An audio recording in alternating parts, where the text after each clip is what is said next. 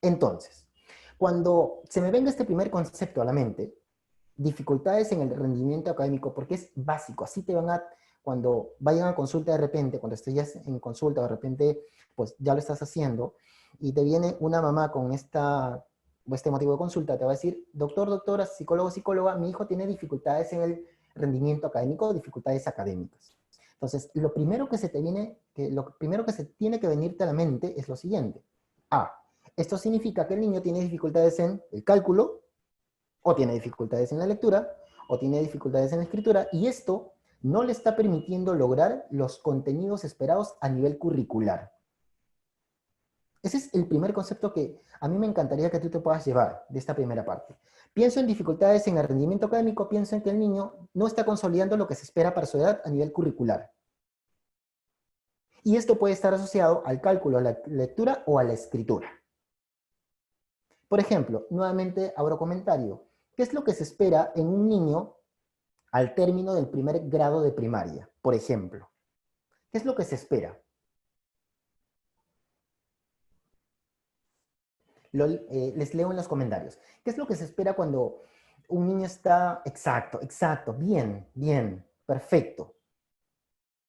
Pregunta, ¿qué pasa si es que el niño termina este año escolar, él ha entrado a primer grado, termina este año escolar y no ha consolidado la capacidad para poder reconocer letras, para poder identificar las vocales, lee de manera lenta? Entonces, ¿qué podríamos decir?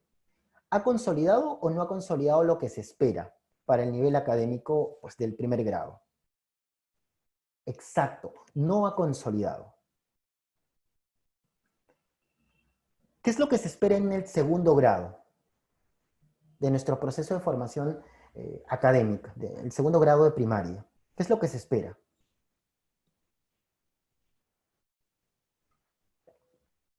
Claro, que ya haya habido un tema de dominio del 1 al 20, que ya pueda leer sílabas directas, sílabas inversas, y ahorita lo vamos a ver, mixtas y trabadas. Entonces, yo tengo que analizar el grado de dificultad en función al grado en que el niño está. Entonces, ese es el primer concepto que vamos ya a ir consolidando. Pienso en dificultades académicas, pienso en que el niño no ha consolidado las habilidades esperadas para un nivel de edad académico curricular. ¿De acuerdo? Ahora viene la otra pregunta. ¿Cómo se explica? Viene la mamá a tu consulta y te dice, señorita, doctora, doctor, psicólogo, psicóloga, profesor, profesora, sabe que mi hijo tiene dificultades en el rendimiento académico. Y tú inmediatamente te acuerdas de la capacitación del día de hoy y dices, perfecto. Yo le pregunto a la señora en dónde está teniendo dificultades y le pregunto en qué grado está su niño. La siguiente pregunta es, ¿cómo explicamos esta dificultad académica? ¿Cuáles son los factores que podrían agravar o que podrían desencadenar o que podrían generar que esta dificultad académica se presente? ¿Cuáles podrían ser esos factores que podrían desencadenar, agravar, generar que estas dificultades, es decir, el no consolidar estos contenidos académicos, pues se presente? ¿Cuáles son las condiciones que podrían generar ello? Perfecto, mala visión, mala audición, cognitivo, ambiental, genial, perfecto. Lo vamos a agrupar en dos grandes grupos. Mira, vamos a agruparlo en factores internos y en factores externos. Ya tenemos el concepto mucho más consolidado. Cuando yo piense en dificultades en el rendimiento académico, inicialmente se me tiene que venir a la mente dificultades en la consolidación de los contenidos esperados a nivel curricular. Y esto puede estar provocado o por factores internos o por factores externos. Factores internos, lo que tú has dicho, cognitivo, atencional, intelectual, motivacional, socioemocional y demás. Y factores externos, contexto de la familia, contexto sociocultural, apoyo del docente, motivación en la clase, infraestructura del colegio. Entonces, todos estos factores, ¿por qué los estamos poniendo? Porque cuando nosotros llevemos a cabo un proceso de evaluación es fundamental que preguntemos por esos factores internos o externos. ¿Ok? Entonces, este es el primer concepto que estamos teniendo en función a dificultades del rendimiento académico. Ahora,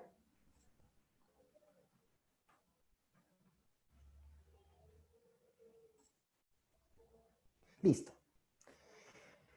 Ya se me vino a la mente dificultades en el rendimiento académico. Pero estas dificultades en el rendimiento académico se pueden agrupar en dos grandes bloques o en dos grandes grupos o en dos grandes segmentos. El primero de ellos está vinculado a las dificultades generales de aprendizaje. Y el otro está vinculado a las dificultades específicas del aprendizaje. Ese es el otro concepto que ya vamos consolidando dentro de tu marco teórico. Cuando yo hable de dificultades en el rendimiento, puedo estar hablando del grupo que presentan dificultades generales o dificultades específicas. ¿De acuerdo? ¿Cuál es la diferencia entre estos dos grandes grupos? La primera de ellas es que las dificultades generales presenta, el niño o el caso presenta interferencia en distintas áreas del proceso de aprendizaje. No solamente los procesos instrumentales, como la lectura, la escritura y el cálculo, sino también los procesos básicos. ¿Cuáles son los procesos básicos? Lo que tú habías dicho hace un momento atrás.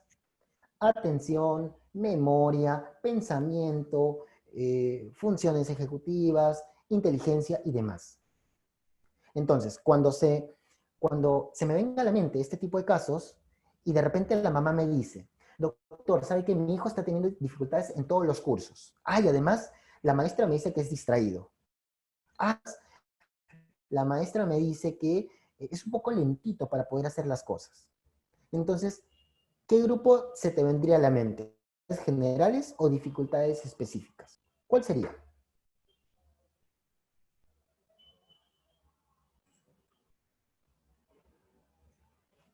¿Cuál sería? ¿Cuál sería? ¿Generales o específicas? Recuerda, la mamá te dice, doctor, doctora, mi hijo presenta limitaciones en todos los cursos. Además me han dicho que se olvida las cosas, que es un poco distraído, y la maestra me dice que se le tiene que repetir varias veces las cosas para que pueda aprender. ¿Cuál sería? General, ¿verdad? Entonces, ese es el primer grupo. ¿Cuál es el segundo grupo? El segundo grupo está enfocado o está vinculado a las dificultades específicas. ¿A qué refiere las dificultades específicas? Que hay nuevamente una interferencia en lo que se espera para él o para ella, pero esta interferencia es específica. O sea, se da en un determinado proceso. ¿Ok? Entonces, si la mamá te dice, doctor, ¿sabe qué? No sé por qué, pero mi hijo, por ejemplo, estamos bien en la familia, él ha llevado un proceso de formación desde chiquito, ha sido estimulado correctamente, ha ido a los buenos colegios, es muy inteligente, muy hábil en varios cursos, pero le cuesta leer. Solamente le cuesta leer. En todo lo demás es muy hábil, doctor o doctora. ¿Qué es lo que se te vendría a la mente? ¿Cuál sería la hipótesis? ¿Cuál sería el grupo? ¿Generales o específicas? Obviamente sería exacto, específicas. ¿Ves? Entonces, ya vamos teniendo más o menos, o vamos perfilando, utilizando el marco teórico, ¿para qué? Para que tú vayas haciendo tu proceso de entrevista. Entonces, ¿qué tendría que preguntarle a la mamá? Si el niño o la niña está presentando dificultades en todos los cursos o en un curso en particular. Y a partir de eso, más o menos, las preguntas que sean estratégicas para poder perfilar la hipótesis diagnóstica. ¿Listo? Ok, hasta aquí. Ya tenemos un segundo aprendizaje. ¿De acuerdo? Vamos con el tercer aprendizaje. Como nuestro tema del día de hoy son dificultades específicas del aprendizaje de la lectura, vamos a hacer una diferenciación. ¿Ok? ¿Cuál es la diferenciación? De repente tú cuando has leído en algún artículo, en algún libro, pues especializado, has encontrado la palabra dificultad y trastorno. Entonces, y de repente nosotros entramos en disyuntiva, de repente pues decimos, pues, ¿qué significa esto?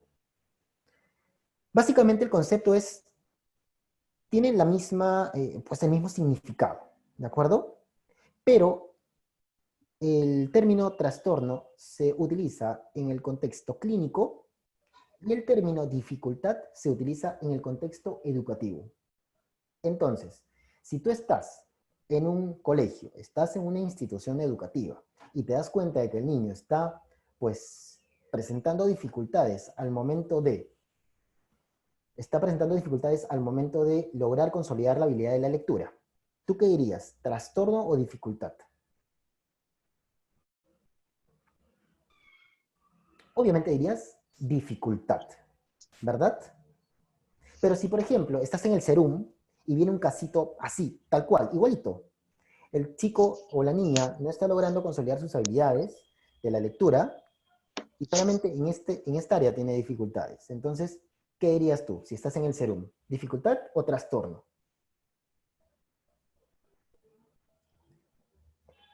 Bien, perfecto. Entonces, se entendió la diferencia. ¿Súper? Genial. Hoy lo máximo, están súper participativos. Eso es lo máximo, genial. Entonces ya no me siento tan solo. Eso es buenísimo. Entonces, mira, a lo largo de la historia han, han habido diferentes posturas al momento de conceptuar un trastorno específico. Aquí en la tabla encuentras diferentes posturas. Desde 1962, con Kirk, hasta el 2015, de hecho hay más, en relación a, pues, autores mucho más actuales. Y aquí tenemos también en ese proceso el DSM-5. Vamos a tomar estas dos últimas definiciones. Mira, el DSM-5 que nos dice, trastorno del aprendizaje, rendimiento académico sustancialmente por debajo del promedio. Acuérdate de ese concepto, ¿ah? Sustancialmente por debajo del promedio. El DSM-4 decía que para que un niño pueda ser diagnosticado con esta dificultad tenía que estar 2 desviaciones estándar por debajo del promedio. Acuérdate, ¿cuánto tenía que estar? 2 desviaciones estándar debajo del promedio. El DSM-5 si bien utiliza el concepto de sustancial, pero considera 1.5 por debajo del promedio. Es decir, si un chico está 1.5 desviación estándar por debajo del promedio, entonces es un niño que potencialmente puede presentar esta dificultad. ¿Ok?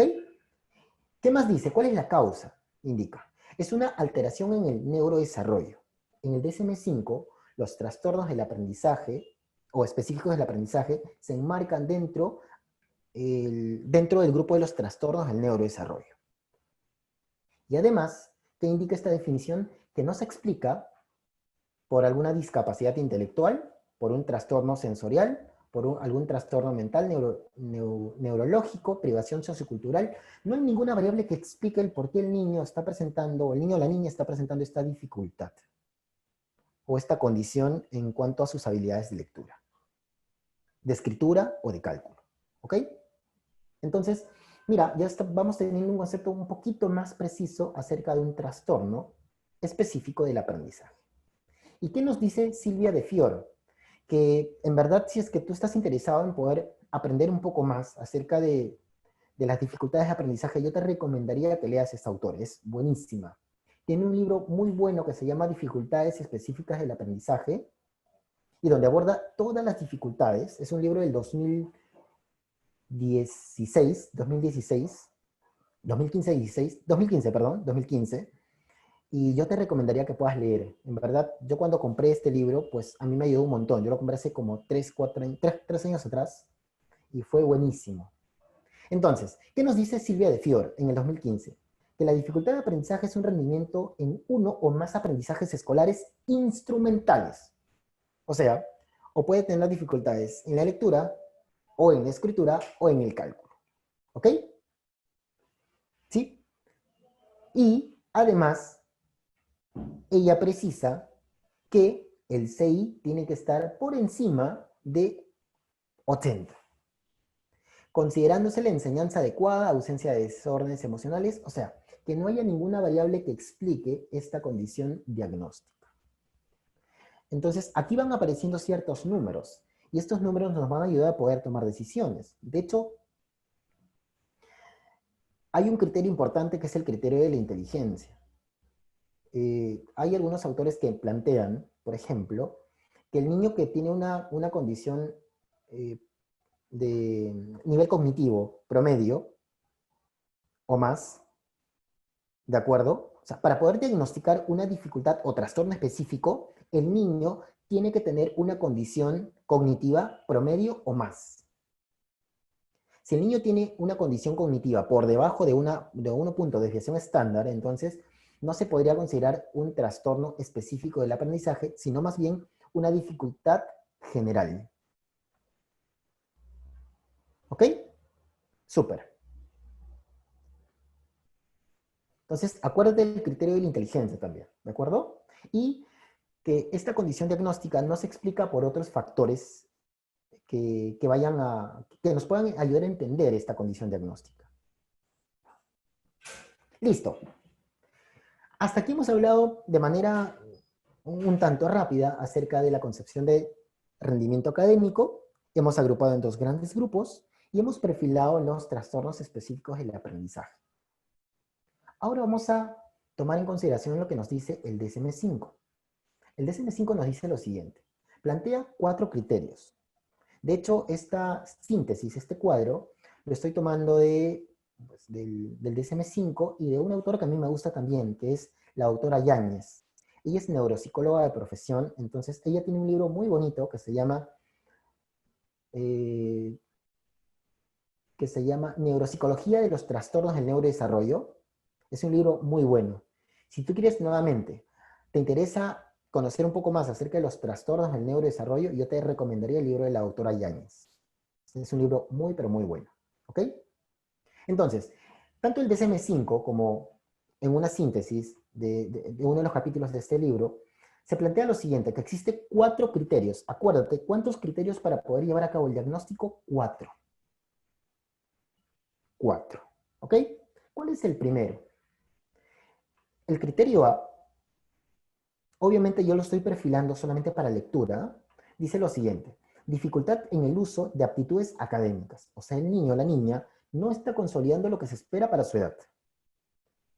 Persistencia en un tiempo no menor a 6 meses. O sea, que esta dificultad que de repente la mamá te viene a comentar en consulta, tiene que haberse presentado por lo menos en 6 meses.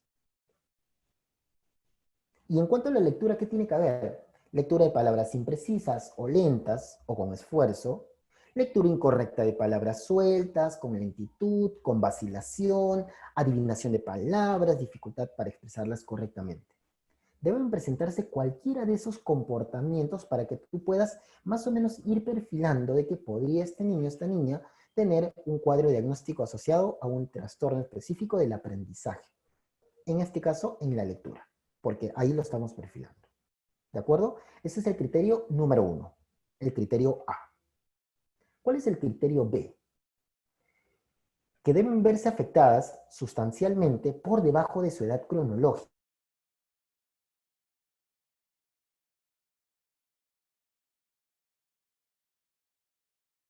Pequeños párrafos y el niño no lo puede hacer, entonces esto ya presenta una dificultad que está por debajo de lo esperado. Que haya también una interferencia en su rendimiento académico o laboral, porque al ser una condición del neurodesarrollo, esta condición o esta dificultad o este trastorno, en este caso del aprendizaje, va a acompañar al niño o a la niña durante todo el trayecto de su vida. Y eso es importante de tenerlo en cuenta. Nosotros cuando llevamos a cabo la parte de intervención, no es que pues desaparezcamos el trastorno, porque el niño tiene el trastorno, pero lo que se le está haciendo es dotarlo de habilidades para que pueda adaptarse de manera funcional al entorno. ¿Ok? Listo. Y Aquí hay algo importante, resáltalo y ponle colorcito y ponle incluso corazón. Confirmar mediante pruebas estandarizadas individuales. Resalta por favor la palabra individuales. Cuando tú quieras llevar a cabo un proceso de evaluación diagnóstica, es fundamental que, que las pruebas que se utilicen sean individuales. Si no son individuales, entonces pues no se puede llevar a cabo un proceso diagnóstico. ¿De acuerdo? Entonces, debo utilizar pruebas estandarizadas que tengan buen marco teórico, buenas evidencias psicométricas y además que sean individuales. Resalta muy bien esta palabra, individuales. Listo. Ok, criterio 3. Inicia en la edad escolar o hasta que las exigencias del entorno sobrepasen a las habilidades de los niños. ¿Listo? Entonces, esta condición diagnóstica va a empezar o va a darse a notar en el inicio de la edad escolar. ¿Y el criterio de qué dice? Dice, no se explican por otras discapacidades, es decir, intelectual, trastornos visuales, neurológicos o algún otro aspecto externo. No se explica. O sea, no entendemos por qué el niño, a pesar de tener todas las condiciones dentro de lo que se espera, no logra tener éxito a nivel de la lectura. ¿Bien? Entonces, estos son los 4 criterios que nos plantean, bueno, en este caso, extraídos y sintetizados a partir del DSM-5 y del libro de Neuropsicología de los trastornos del neurodesarrollo. ¿Bien? Listo. Vamos con el siguiente concepto.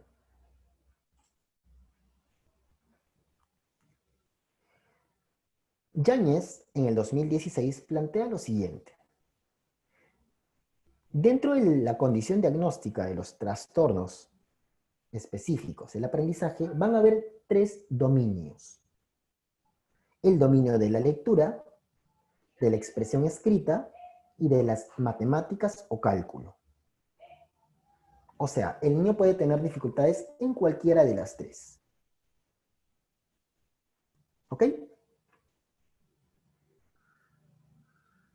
Además, cada dominio, que son 3, va a tener subdominios. Y ahora enfoquémonos netamente en la lectura. El subdominio de la lectura puede ser la precisión en la lectura de palabras, es decir, el niño puede tener una condición diagnóstica de dificultades o trastornos específicos del aprendizaje de lectura, predominantemente en el dominio, en el subdominio, precisión en la lectura de palabras, o velocidad o fluidez, o comprensión. O sea, el niño puede fallar al momento de que tú le presentas una palabra que dice pato y en vez de decirte pato te dice sato, o dato, o vato, precisión de la lectura, velocidad de la lectura, que el niño puede leer correctamente, tú le presentas la palabra palma y él te lee palma y está en 4º grado. Entonces, velocidad o fluidez. O el niño puede tener dificultades en la comprensión, es decir, decodifica correctamente o más o menos dentro de lo que se espera, pero tiene dificultades al momento de comprender lo que está leyendo. Y eso también es parte o es un subdominio del dominio de la lectura. Listo. Hasta aquí. Me gustaría saber si es que hay alguna pregunta, hay alguna duda, algo que no haya quedado claro, lo pueden escribir por aquí para poder ir perfilando algunas respuestas. ¿Ok? Entonces, mira, ya hemos ido poquito a poquito adentrándonos dentro de conceptos ligados a las dificultades o trastornos específicos del aprendizaje. ¿Ok? Perfecto. ¿Cuántos dominios, cuántos dominios se encuentran dentro de la condición diagnóstica de los trastornos específicos del aprendizaje? ¿Cuántos dominios? Escribe por favor en los comentarios. Bien, 3.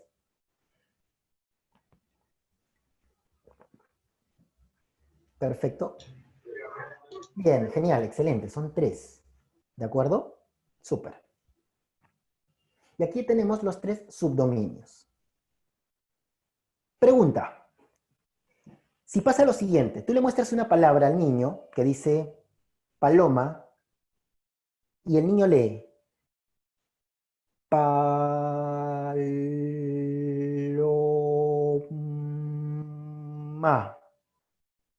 ¿Cuál sería el subdominio afectado? ¿Precisión, velocidad o comprensión? Exacto, velocidad. Muy bien, genial. En verdad me da mucho gusto que vayas consolidando los aprendizajes, me parece bastante genial. Muy bien. En verdad te felicito porque estás sacándole el máximo provecho a este tiempo. Buenísimo. Lo máximo. Perfecto. Velocidad o fluidez. Súper. Ok, ahora vayamos un poquito más adentro. ¿Ya? Ya sé cuáles son los 4 criterios diagnósticos para poder perfilar a un niño con trastorno específico del aprendizaje.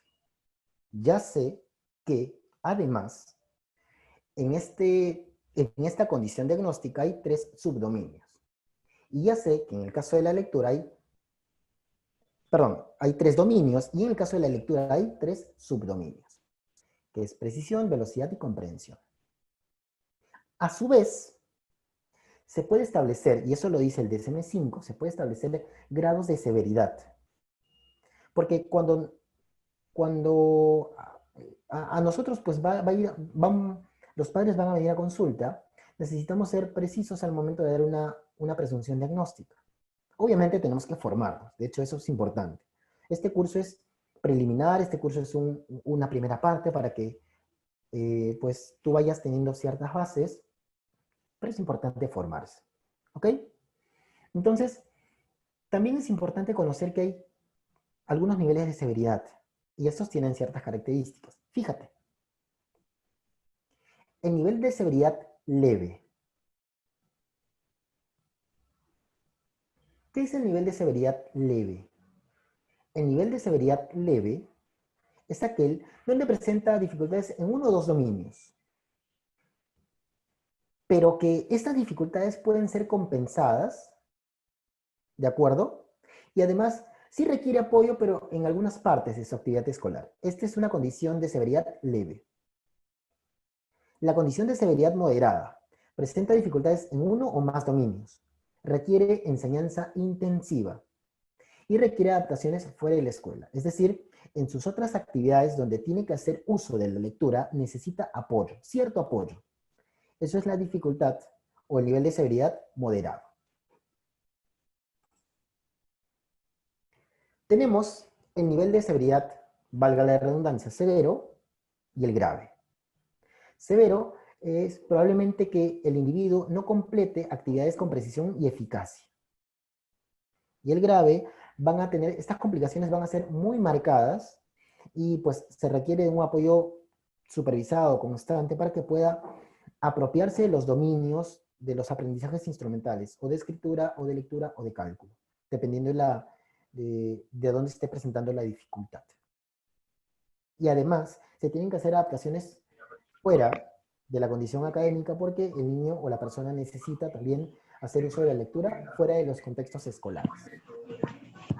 ¿De acuerdo? Entonces, tenemos 4 niveles de severidad. Leve, moderado, severo y grave. ¿Ok? Listo. Hasta aquí ya hemos hablado un poco más acerca de la parte de lo que concierne al marco teórico del aprendizaje. Hemos hablado un poco acerca de dificultades generales y específicas. Hemos hablado un poco acerca de los criterios diagnósticos. Hemos hablado de los dominios y subdominios. Hemos hablado también acerca de los niveles de severidad. Ahora vamos a hablar de un concepto que de repente tú lo has escuchado. Y aquí me gustaría, por favor, leerte en los comentarios.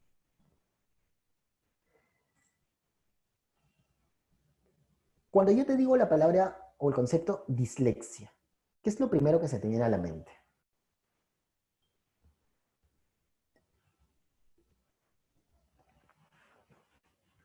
Perfecto, bien, bien. Dale, dale. Vamos, necesito leerte un poquito más. Recuerda que el propósito es que tú consolides ciertos contenidos, ¿de acuerdo? Genial. Perfecto. Listo. Genial, oye, lo máximo. Buenísimo. Ya, vale, va por ahí, lectoescritura, pero digamos que seamos más precisos en la lectura, ¿vale? Ya. Pero mira, ahora quiero que recuerdes el aprendizaje anterior, no, un poquito antes de los niveles. ¿Cuáles eran los tres subdominios de la lectura? ¿Cuáles eran los tres subdominios de la lectura? Vamos, escríbelo por aquí, por favor. Escríbelo juntito. Era este, coma, este, coma, este. Los tres subdominios de la lectura, ¿cuáles eran? Bien, muy bien, Catherine, perfecto. Muy bien, Pamela, lo máximo. Muy bien, Jonathan, excelente. Muy bien, perfecto, excelente. Los tres subdominios de la lectura son la precisión, la fluidez y la comprensión. Cuando yo, de ahora en adelante, ya después de que termine esta capacitación del día de hoy, cuando hable de dislexia, por lo menos la dislexia evolutiva, ¿de acuerdo? Porque hay otro tipo de dislexia también, que ya lo vamos a ir conversando. Cuando yo hable de dislexia, voy a hacer referencia a la dificultad en la precisión y velocidad de lectura. Allí yo voy a hablar de dislexia. Cuando el niño o la niña tenga dificultades en la precisión y en la velocidad de lectura. Ok, ahora sí te pregunto, ¿cuándo sé o qué entiendes tú por dislexia? Vamos, consolida ese aprendizaje. La mamá te viene y te dice, doctor, doctora, mi hijo, me han dicho que mi hijo, porque así me pasó, ¿ah? Me han dicho que mi hijo o mi hija tiene dislexia. Tenía 5 años la nena. Y creo que un docente le dijo, señora, su hija tiene dislexia. Bueno, que no estaba, que no era apropiado, ¿verdad? Pero cuando yo te digo la palabra dislexia, ¿qué se te vendría a la mente?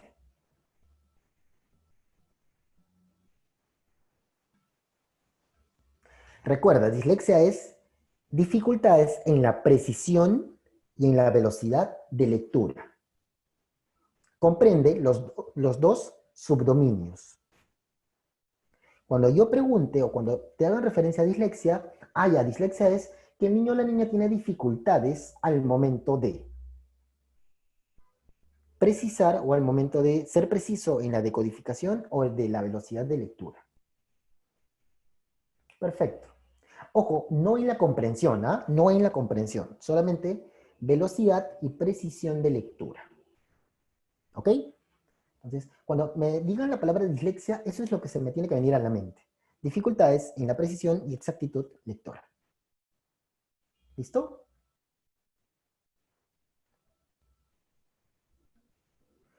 No, digamos que es respondiendo a tu pregunta, Jonathan, o sea, no es que sea una dificultad en la expresión oral, sino en la dificultad para poder convertir estos símbolos gráficos en palabras. Leer. No, no tanto sería por articular, porque articular vendría a ser otra cosita. ¿Ya? Pero dislexia es la dificultad para ser preciso y tener velocidad al momento de leer, de decodificar. ¿Vale? Chévere, muy bien, lo máximo. Ok, entonces, ahorita vamos a hablar de dislexia, pero ya te da un cachito de lo que vamos a hablar un poquito más adelante. ¿De acuerdo? Mira, existe una teoría, dentro de muchas teorías en verdad, pero esta es la que más soporte teórico tiene. Y de hecho, de repente, si tú estás interesado en el tema de lectura, por ejemplo, seguramente en algún momento de nuestra vida profesional hemos aplicado el PROLEC R. Ya, el PROLEC R, que es de Fernando Cuetos, se sostiene bajo la teoría del modelo de las dos rutas. El modelo que vamos a conversar en este momento. ¿Ok? Entonces, mira, ya sabías o ya sabes, de repente, ya aprendimos que el cuestionario del PROLEC está sostenido teóricamente bajo el modelo de las dos rutas. Por eso es que te preguntan velocidad y fluidez lectora. ¿Listo? Ok, hablemos de las dos rutas de manera bien puntualón, bien puntual.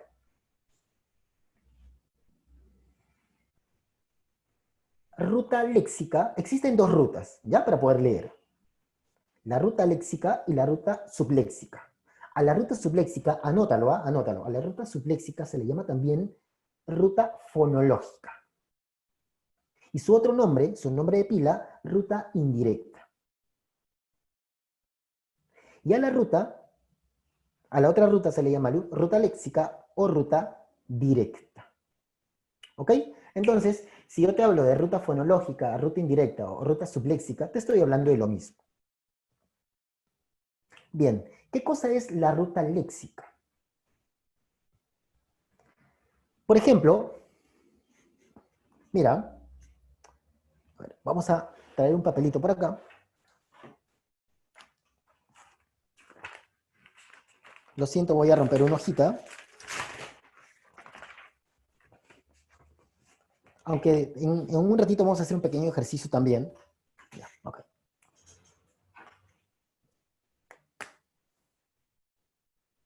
Mira.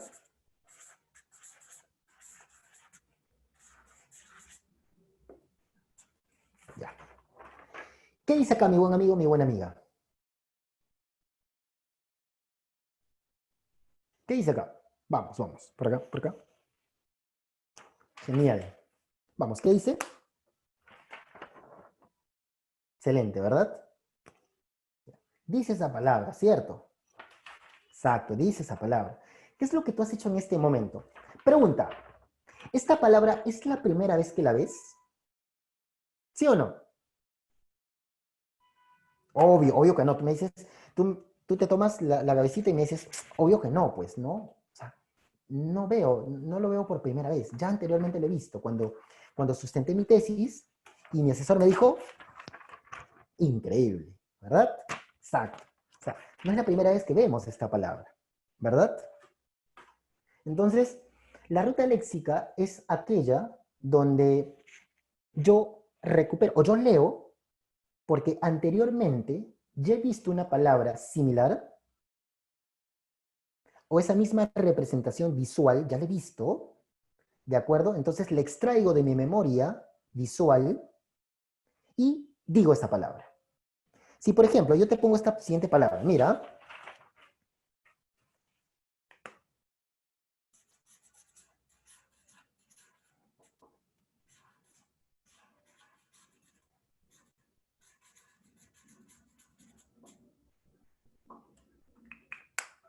esta palabra, espero que se vea por ahí.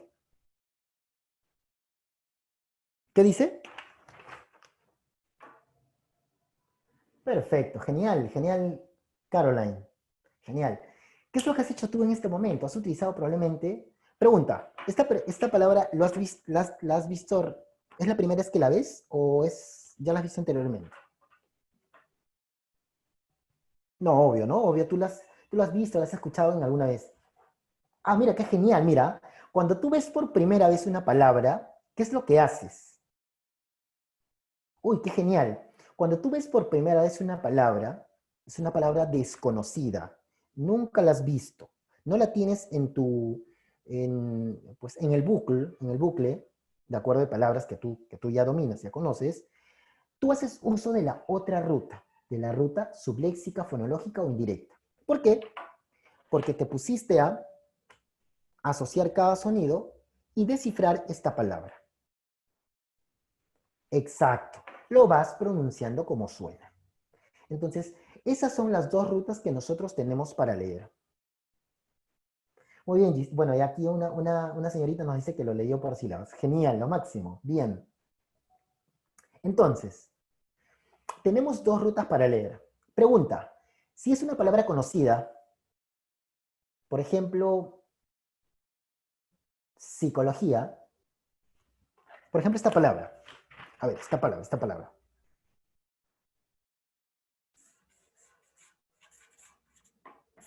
Yo sé que esta palabra la amas, ¿ya? A ver, esta palabra de aquí abajo. Esta palabra de aquí abajo. ¿Qué dice? Ujú. Obvio, ¿verdad? Obvio que sí. Pregunta de examen de admisión, Colegio Psicólogo 2020. ¿Qué ruta utilizaste? ¿La ruta léxica directa o la ruta fonológica? Obvio, tú dices, obvio, pues Hugo, yo he utilizado la ruta léxica. Obviamente que sí. He utilizado la ruta léxica, ¿cierto? ¿Sí o no? Ahora, mira, pregunta, me han dicho por ahí que es la pregunta de examen de admisión Colegio de Psicólogos 2021, post-COVID. Dice lo siguiente.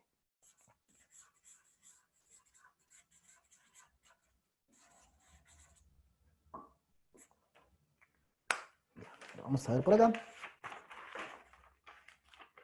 Espero que se vea. Espero que se vea. ¿Qué dice? Aquí, ¿qué dice por aquí?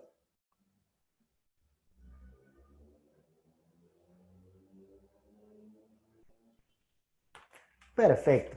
Yo sé que tú lo has leído en tu cabecita. Pregunta, ¿qué ruta has utilizado? ¿La ruta fonológica indirecta o la ruta léxica directa? Perfecto. Genial. Entonces, ¿se entendió? ¿Se entendió lo que tenemos, lo que hacemos cuando nosotros, pues, estamos leyendo? Súper. Genial. Subléxica. Genial. ¿Se entendió entonces? Bacán. Chévere, lo máximo. Como diría un profesor mío al cual yo admiro mucho, chévere, pajita pulenta. Genial, se entendió. Muy bien. Entonces, estas son las dos rutas que nosotros tenemos para poder leer. Y te cuento un dato, un chisme confirmado ya, Magali me lo ha comentado ya, que nosotros cuando aprendemos a leer en inicial, aprendemos a leer desde la ruta subléxica, o sea, desde la ruta fonológica. Entonces, si nosotros aprendemos a leer desde la ruta fonológica, ¿qué es importante que se estimule? Si nosotros aprendemos a leer desde la ruta fonológica. La conciencia, la conciencia, la conciencia fonológica. Exacto. No, la conciencia fonológica. Si nosotros cuando hemos aprendido a leer, estábamos en primer grado, hemos aprendido inicialmente desde la ruta subléxica o la ruta fonológica. Y pues posteriormente, cada palabra que nosotros aprendíamos por ensayo y por error y constantemente la leíamos y la veíamos y la veíamos y la veíamos, ya se almacenaba en nuestra memoria fonológica y que cuando la veíamos nuevamente ya no teníamos que decodificar, sino la extraíamos en nuestra memoria y la decíamos. Entonces, pasamos de una ruta subléxica a una ruta léxica. Listo. Hasta aquí me gustaría saber por los comentarios si es que se está entendiendo o no se está entendiendo. Súper, genial. Chévere, genial. Continúo y me detengo. Ustedes me dirán, ¿ah? Yo hago caso pues al pueblo, ¿no? Genial, lo máximo. Entonces, ya tenemos un poquito claro, o ya tenemos un poquito más claro, cuáles son las dos formas en que nosotros leemos, desde la ruta léxica o desde la ruta subléxica. ¿Sí? Bien. En la ruta subléxica va a haber siempre una conversión del grafema, o sea, de esta palabra, o de este símbolo, perdón, del grafema, va a haber una conversión al fonema. ¿Y qué es el fonema? Es la representación mental de esto de aquí. Por ejemplo, fíjate, si yo te digo,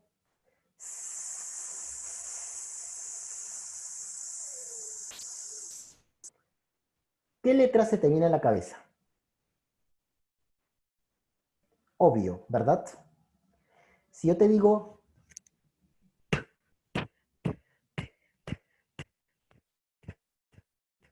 obvio, la T.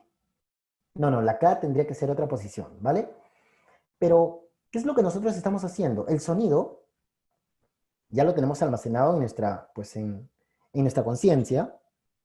Tenemos la representación mental del sonido, escuchamos el sonido y al toque se nos viene a la mente, pues, la representación gráfica. ¿Ok? Chévere. Entonces, la conversión de grafema a fonema es eso, es convertir la letra en sonido mental y luego hablarlo. ¿Ok? Genial. Entonces, continuemos. Ahora sí, ejercicio práctico. Espérate por acá. Necesito que en este momento, no sé si estés con tu calculador, con tu celular, si me estás viendo por celular, pues continúo con la transmisión. Coge tu reloj. Bien, y Cuando yo pase la diapositiva, tú vas a empezar a leer. Y tómate el tiempo, de cuánto tiempo te tardas en leer, ¿de acuerdo? Porfa, tómate el tiempo, ¿vale? Dale, tómate el tiempo, por favor. 3, 2, léeme, por favor, de izquierda a derecha y de arriba hacia abajo, ¿vale?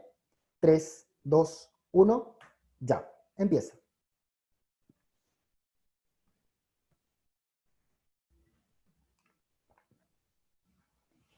¿Listo? Y anota cuánto tiempo te demoraste. Y coméntamelo por el chat. ¿Cuánto tiempo te demoraste?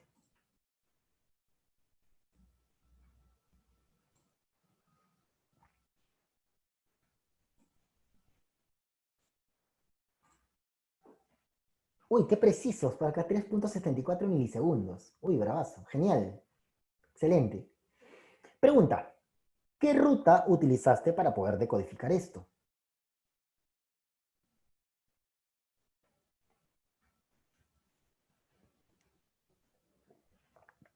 Léxico-fonológica. Si conocías estas palabras, obviamente, léxica. Si no conocías estas palabras, o es la primera vez que las viste, utilizaste la fonológica. Pero por lo general, probablemente hayas utilizado en mayor tendencia la ruta léxica. ¿Vale? Ok. Veamos ahora el siguiente ejercicio. ¿De acuerdo? Nuevamente, coge tu reloj. Coge tu reloj, por favor. Y cuando yo te diga, vas a leer igual de izquierda a derecha, de arriba hacia abajo, y vas a calcular tu tiempo. ¿De acuerdo? Porfa, necesito que hagas este ejercicio porque nos va a ayudar a consolidar cierta parte del aprendizaje. ¿De acuerdo? Chévere. 3, 2, 1.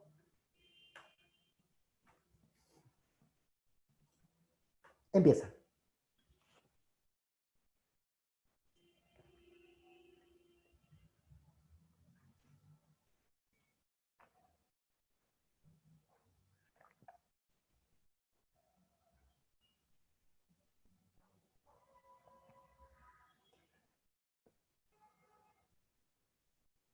¿Listo? Perfecto. Anota tus tiempos.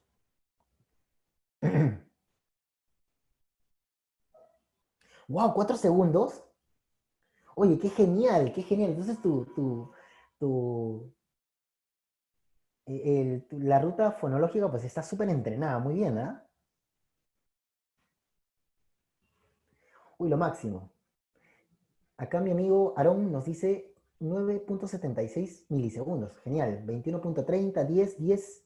Me trabé la primera. Bueno, vamos, Giselle, hay que intentarlo un poquito más. Ya. Cordero, troce A ver, y guión clave. perfecto. A ver, ¿qué ruta utilizaste aquí? Entonces, de cajón, ¿qué ruta utilizaste? ¿Léxica o fonológica? Bien, genial. Me gusta que utilices los sinónimos. Yo te digo léxica o fonológica y tú me dices indirecta, que me parece genial. Tú me dices subléxica, me parece perfecto, porque estamos hablando del mismo concepto, ¿verdad? ¿A alguien le pasó, de repente, no sé, de repente lo puedes comentar en el chat, ¿a alguien le pasó que en algunas de las palabras, por ejemplo, en la tercera palabra, primera columna, alguien por si acaso por ahí leyó ratero? Ya, genial. Listo, a mí también me pasó lo mismo, tranquilo, tranquilo, no te... Mira, leyeron rapero, rapero, lo máximo. Ya, ¿qué es lo que pasa allí? Te comento, mira. Y ese es también un error que vas a de repente observar en los niños. Hay un fenómeno que se llama, anótalo por favor, lexicalización. ¿Ok? ¿Cómo se llama? Lexicalización. ¿Ok? ¿Qué es la lexicalización? Yo soy un niño y tengo dificultades para poder decodificar. Lo hago bien a nivel, pues, léxico por palabras que ya conozco, pero cuando son palabras que desconozco, ¿qué tengo que utilizar? Mi ruta fonológica, ¿verdad? Entonces, yo intento leer palabras desconocidas desde mi ruta fonológica y como yo ya veo que la primera partecita de raptero se parece a ratero, yo simplemente ya no continúo y generalizo. Eso se llama lexicalización.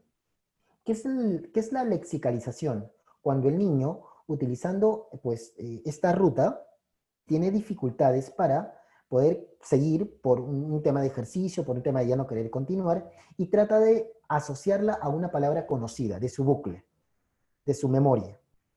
Entonces, para evitar la fatiga de la lectura, simplemente generalicen una palabra que él ya conoce, él o ella ya conoce. Eso se llama lexicalización. De repente cuando te pase, pues es porque, en los niños obviamente, es porque pues, el niño está probablemente presentando ese tipo de comportamiento, ¿no? De lexicalizar.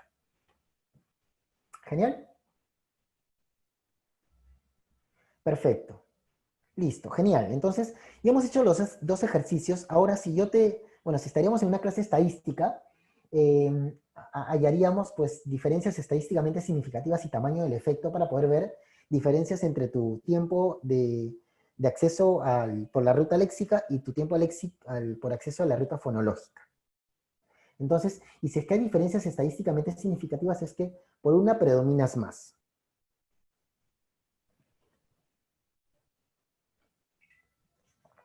¿Bien? Claro, exacto, Jason. Es como decir diferente por deferente. Porque probablemente el niño ya conoce diferente, pero si tú le pones deferente, entonces él probablemente vaya a leer diferente. ¿Vale? Y eso se llamaría lexicalización. Listo. Hablemos de los tipos de dislexia. Mira, ya hemos conversado un poquito más acerca de las rutas, hemos entendido un poco más. De repente eso que era un poquito tedioso, de repente en la universidad ya lo hemos entendido un poco más, o ya lo tenemos más fresco, ya lo tenemos aquí, en este momento. ¿Vale? Existen en realidad, dentro de la dislexia pues, evolutiva, existen dos tipos o dos subtipos de dislexia. ¿De acuerdo?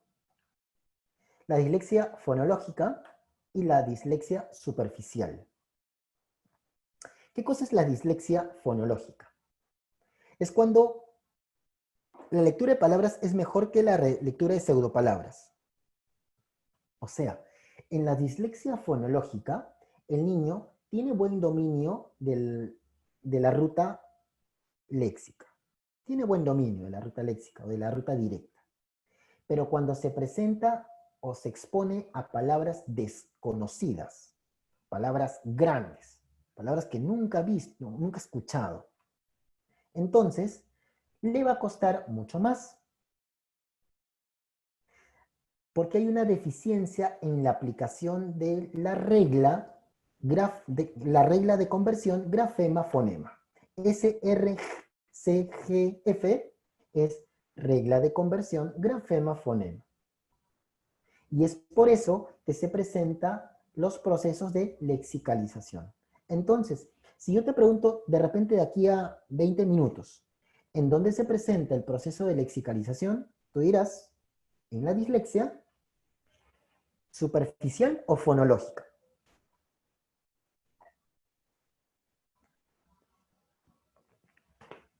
¿Qué dirías tú? ¿Dónde se presenta el proceso de lexicalización? En la dislexia, ¿fonológica o superficial? Fonológica. Bien, genial, genial. Lo máximo, Winnery, sí te escuché, sí te escuché. Fonológica, muy bien. ¿Qué pasa en la dislexia superficial?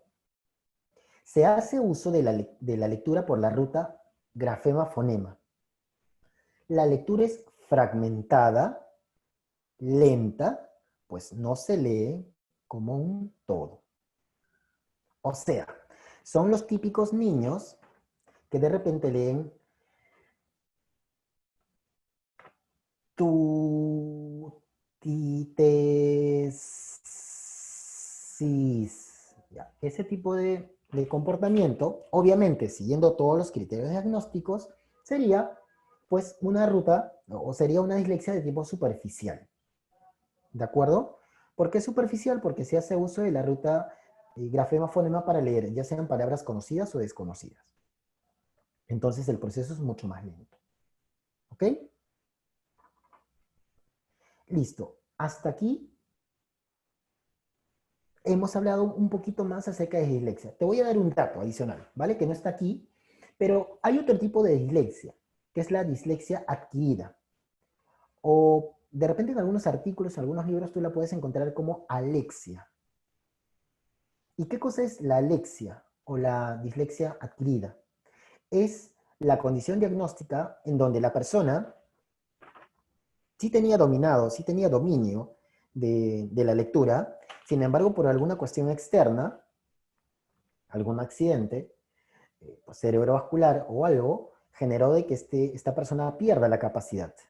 Entonces, a esta condición, cuando la persona, de repente, si tú te inclinas por el área de neurorehabilitación y trabajas con adultos que han perdido la capacidad por un accidente, entonces no le podrías llamar dislexia fonológica o superficial, sino le tendrías que llamar dislexia adquirida o llamado también alexia. ¿Vale? No sé si ese último concepto se entendió, por favor.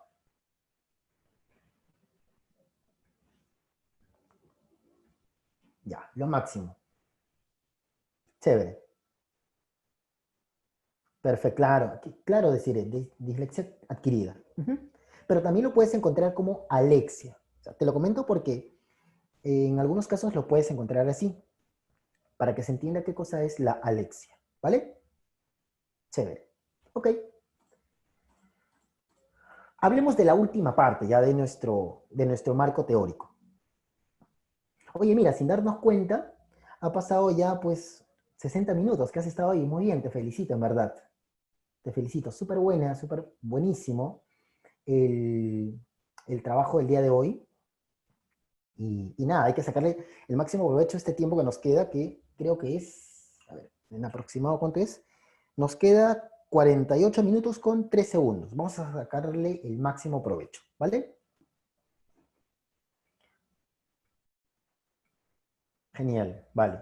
A ver, vamos a hablar de algo que es interesante también. O sea, nosotros, cuando estemos en la parte ya pues, del área diagnóstica, y reitero, o sea, esta capacitación te va a servir a ti para conocer.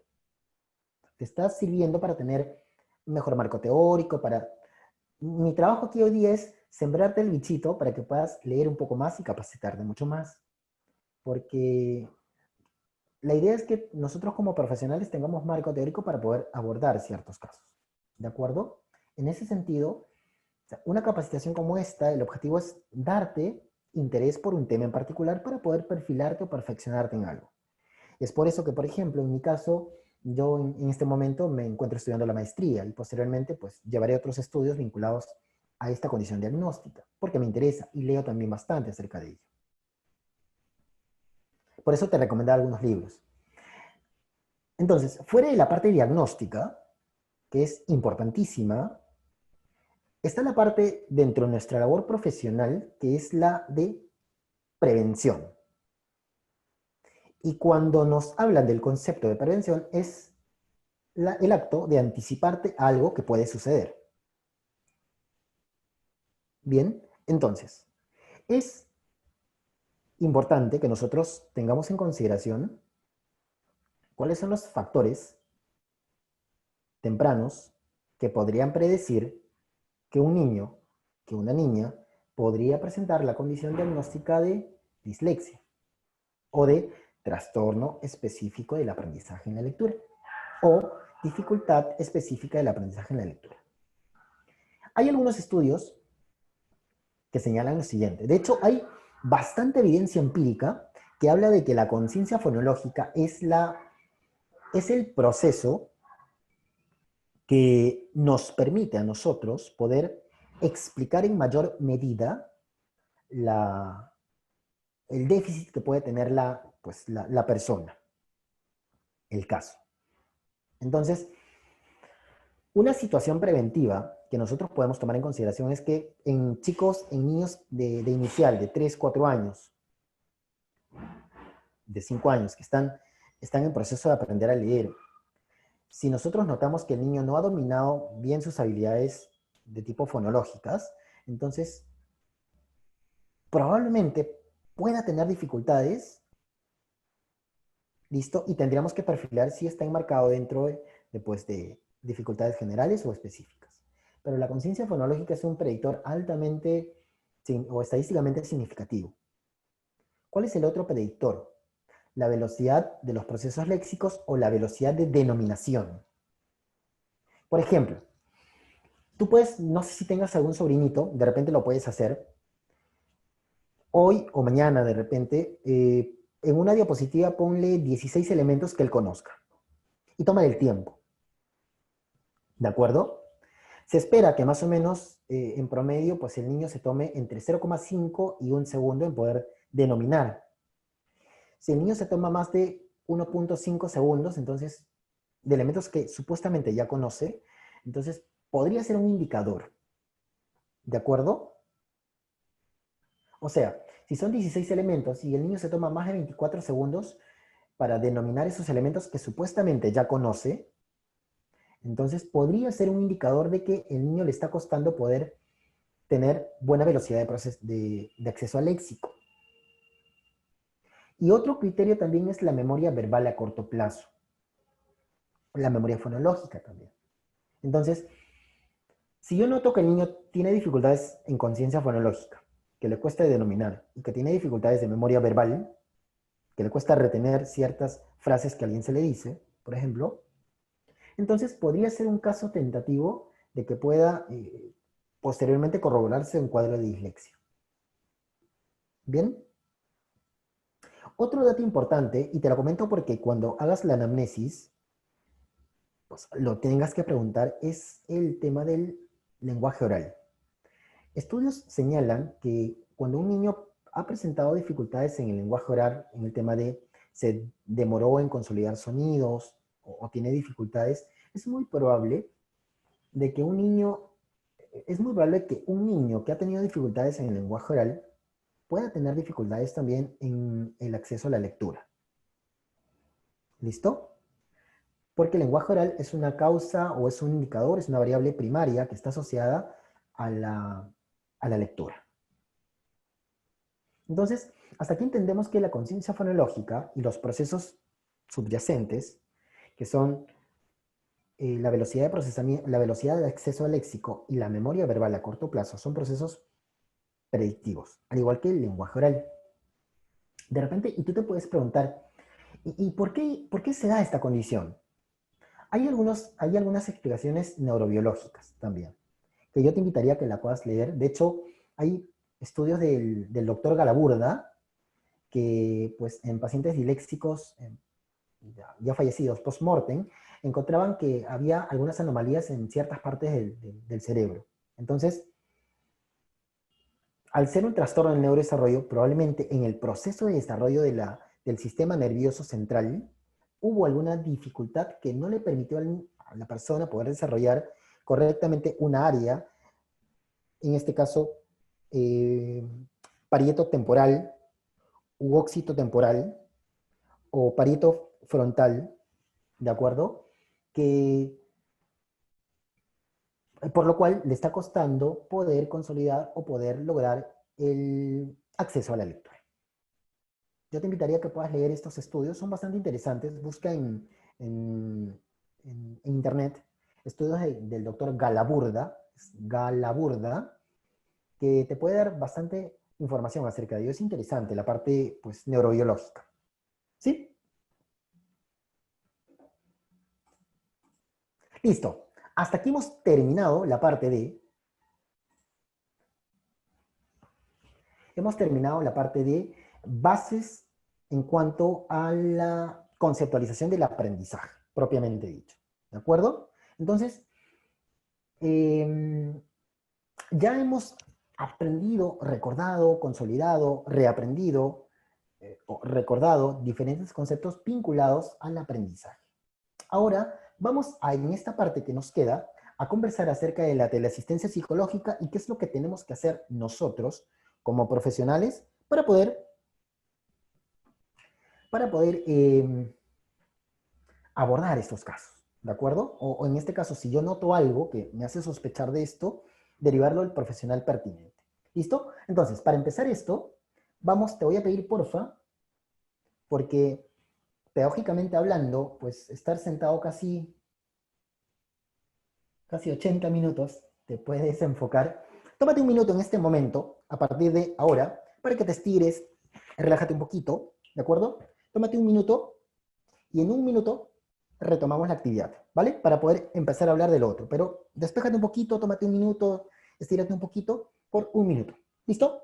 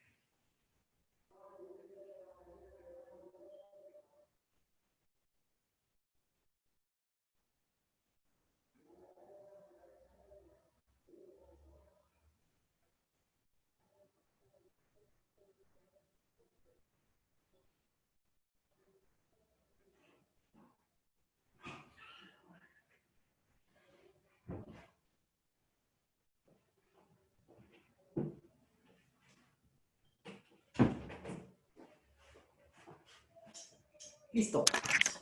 Ya. Ahora sí vamos a continuar para que haya la posibilidad de poder responder algunas preguntas si es que las hay. ¿Listo? Ya, chévere. Entonces continuamos. A ver, vamos a hablar de la teleasistencia psicológica, ¿de acuerdo? ¿Por qué teleasistencia? Porque hoy por hoy nosotros estamos en una coyuntura donde nos invita a poder ver qué tan efectiva, cuáles son los retos o cuáles son las circunstancias, o sea, todo lo que la merita el poder eh, manejar para poder hacer frente a esta situación actual, que de hecho es la nueva normalidad. En este punto nosotros tenemos que entender que tenemos que buscar formas de poder adaptarnos a la circunstancia. Por ello, es fundamental conocer algunos conceptos, ¿de acuerdo? Que es bien chiquito esta parte. Mira, hay un artículo bien interesante que EOS Perú, que es un instituto psicopedagógico, llevó a cabo hace casi 2 meses, 3 meses, donde hacía un análisis del concepto de teleasistencia. Y en este artículo, que es bastante bueno, planteaban diferentes conceptos y planteaba diferentes definiciones. Y la que más se acercaba a lo que nosotros hacemos en psicología era la teleasistencia psicológica.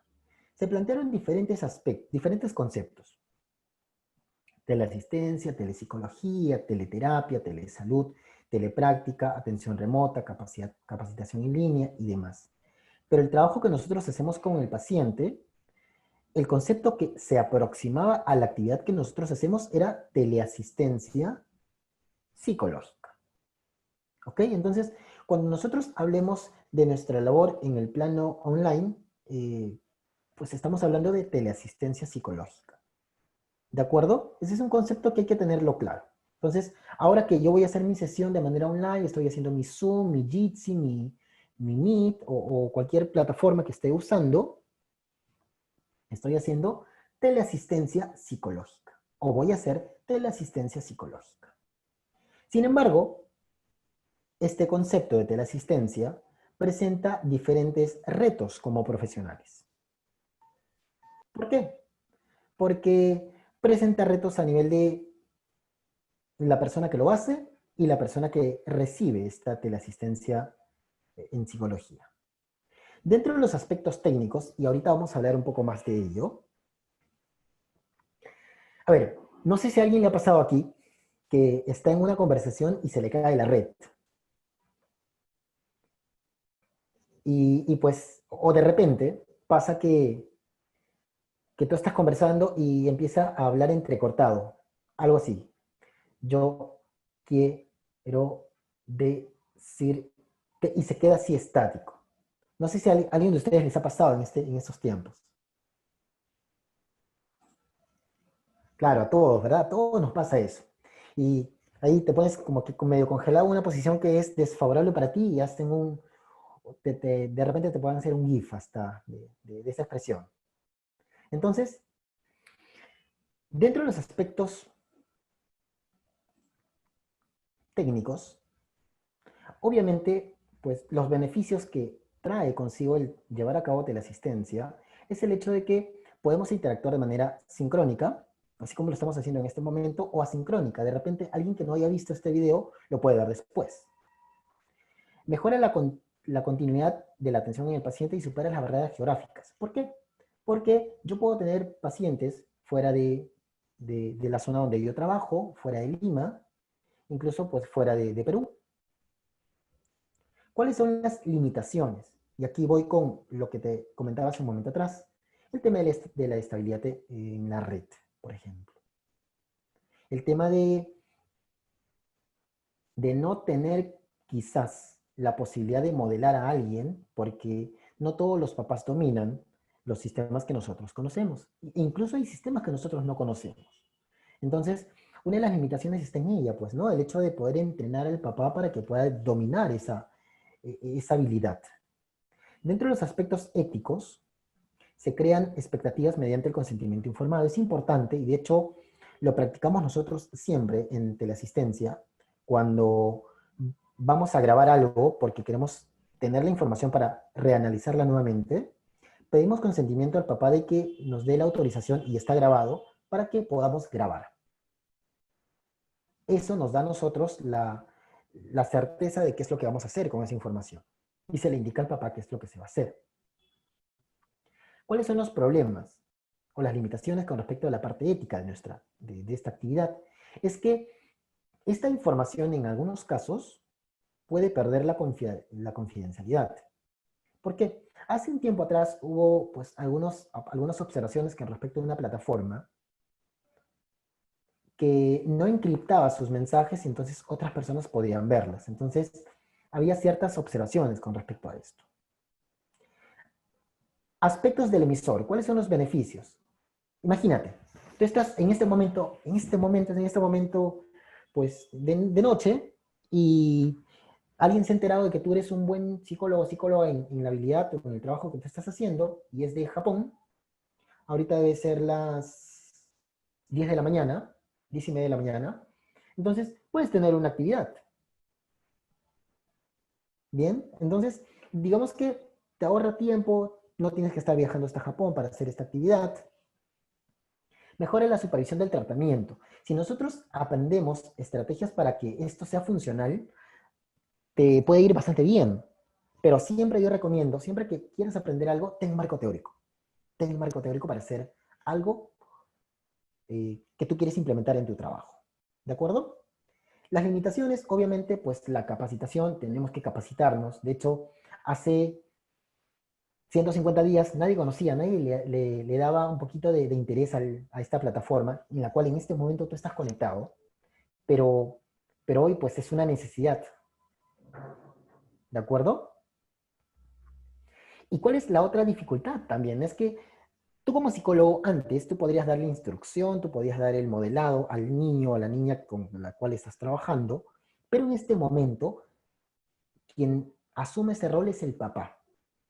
Por lo cual, tienes que entrenar conductualmente al papá para que sepa dar instrucciones. Tienes que entrenar conductualmente al papá para que sepa reforzar y sepa redireccionar conductas interferentes en el trabajo. Aspectos del receptor, bueno, le reduce costos. Por ejemplo, a tu paciente, si tú le cobrabas tanto, de repente, pues quizás por el teleasistencia estás cobrando un tanto menos, quizás, o quizás has mantenido. Es decisión tuya también. Y pues la limitación está en la frustración, por el hecho de que no sabemos manejar, tenemos que aprender a manejar y hay cosas que aún tenemos que aprender. Y pues en consulta, por ejemplo, tenemos pacientes que nos dicen, yo quiero ir a consulta presencial porque no sé manejar esta plataforma. Entonces, sí son algunas barreras que entrenándolo, pues se puede lograr. Pero son consideraciones que hay que tener en cuenta. ¿De acuerdo? Entonces, estamos hablando de teleasistencia psicológica y estos son los beneficios y las limitaciones. Te invito a que puedas leer este artículo bastante bueno, búscalo en el Instituto Psicopedagógico EOS Perú, bastante bueno, sobre teleasistencia. Ok, y ahora vamos a hablar acerca de las estrategias. Lo que nos ha traído el día de hoy aquí, lo que nos ha mantenido con la motivación los 90 minutos que hemos estado sentados apuntando o escuchando algo. Mira, para poder llevar a cabo de manera efectiva nuestro trabajo es fundamental que nosotros tengamos algunas consideraciones previas. Listo. Número 1, definir con cuál plataforma voy a trabajar. De hecho, hoy por hoy, mis buenos amigos, amigas, hay diferentes plataformas con las cuales se puede trabajar. Está esta plataforma, Zoom, Jitsi, Meet, WhatsApp también. Entonces, número 1 que nosotros tenemos que tener en consideración, que son consideraciones previas, es que tanto tú como psicólogo y la otra persona domine el entorno donde se va a trabajar. ¿De acuerdo?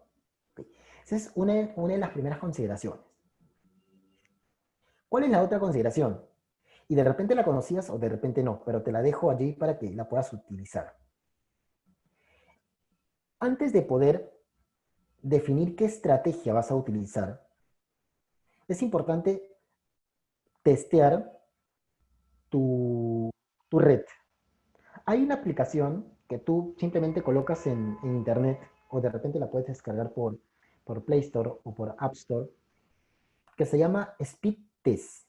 Speed Test es una plataforma que te permite medir cuál es la velocidad de tu internet. Y te da dos valores, velocidad de subida y velocidad de bajada. La velocidad de bajada, por lo general, según lo que he visto, tiene un valor de 12 punto y algo así. La velocidad de bajada, es decir, tu internet es rápido para poder descargar cosas. Pero el nivel de subida no es tan alto. Entonces, eso tienes que considerar por qué. Porque si tú sabes que tu internet de bajada es muy bueno, pero de subida no es tan bueno, entonces no te conviene pues utilizar esta plataforma o de repente tratar de utilizar menos recursos o que nadie se conecte a la red, por ejemplo. Esto a mí me ha ayudado un montón porque yo cuando voy a hacer trabajo, testeo antes de poder llevar a cabo el trabajo, cuáles son los valores de mi red. ¿De acuerdo? No sé si conocías, coméntamelo por favor. Si no, pues ya te di un aprendizaje nuevamente. ¿Listo? Entonces, ya tenemos el speed test. Tenemos otra plataforma que es el AnyDesk. ¿Qué es el AnyDesk? El AnyDesk, que lo estamos viendo por aquí, es una plataforma que nos permite hacer apoyo remoto. Por ejemplo, supongamos que nosotros le hemos mandado un archivo o que el papá tiene un archivo o que va a iniciar una sesión virtual y tú le has dejado una actividad, un conjunto de actividades y no puedes ir porque por esto de la coyuntura, puedes utilizar esta aplicación que es AnyDesk, que te permite controlar lo que la otra persona está haciendo. Te permite ver y te permite controlar lo que la otra persona está haciendo. ¿Cuál es el objetivo? Modelar la conducta para que posteriormente la persona pueda hacerlo de manera independiente. Entonces, son recursos que quizás tú te preguntarás y dirás, pues, ¿para qué me estás enseñando esto? Pero te lo digo por experiencia, es funcional, funciona y ayuda bastante. ¿Vale? Genial. Entonces, son recursos previos que hay que tener en cuenta. ¿Con qué plataforma voy a trabajar? Y si mi usuario conoce la plataforma. ¿Cuánto es mi velocidad de internet? Y si es que tengo que enseñarle conductualmente algo, porque ahorita te voy a contar que sí hay que enseñarle conductualmente cosas, sobre todo en el aprendizaje, te conviene poder trabajar con esta, pues con esta plataforma, con el AnyDesk. Perfecto. Listo. Siguiente. Estrategias evaluativas para los profesionales. Vamos con las pruebas. Miren, cuando nosotros vamos a llevar a cabo un proceso de, pues, de la parte de diagnóstico, recordemos lo que habíamos visto casi por las primeras diapositivas. Había un criterio en el C, si mal no preciso, sí, en el C, no, en el B, que decía que tenemos que utilizar pruebas estándar. ¿Cómo tenían que ser esas pruebas? Estándar, estandarizadas. Perfecto, bien Pilar, bien, bien, perfecto. Y la pregunta del examen de admisión, ya para pues, ir perfilando la última parte, ¿no? ¿Cómo tenían que ser estas pruebas? Bueno, ya lo dijeron, genial, bravísimo entonces. ¿Tenían que ser pruebas grupales o individuales? Genial. Pruebas grupales, ¿verdad? Grupales, ¿cierto? Ya, ya, tranquilos, yo sé, yo sé, lo hice al, como diría el chavo, lo hice al propósito. Fue sin querer, o queriendo con querer. Las pruebas tienen que ser individuales. Ahora recordemos un poquito más atrás de lo que hicimos. Cuando se hablaba de la conceptualización teórica de los trastornos del aprendizaje, hablaban de, pues, de un criterio, y lo decía de Fior, en la última partecita de ese cuadro, con varias líneas, y donde leímos al DSM-5 y a de Fior, había un criterio, y te lo repetí, el criterio de la inte, inteli, exacto, muy bien, Caroline, el criterio de la inteligencia.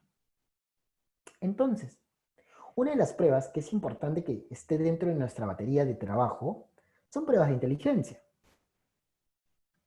Ahora, la pregunta es, y aquí te invito por favor a que puedas responder, ¿cuáles son las preguntas? ¿Cuáles son las pruebas de inteligencia que tú y yo conocemos? Escríbela por favor.